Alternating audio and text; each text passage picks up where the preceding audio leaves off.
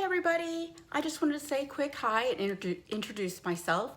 My name is Laura and I work in sports psychology and as a yoga therapist.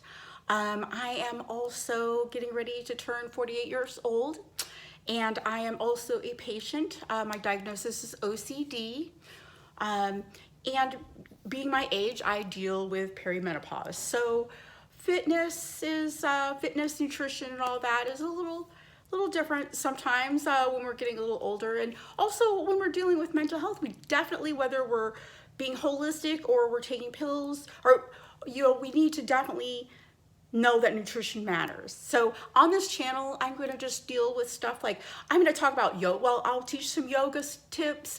I'll do some sports psychology stuff, which will deal with nutrition, just ailments, anything, fasting, and just I'll share books and products on here that I really believe in. So just want to spread a much love and good vibes, and may your day be filled with love and satisfaction. Namaste.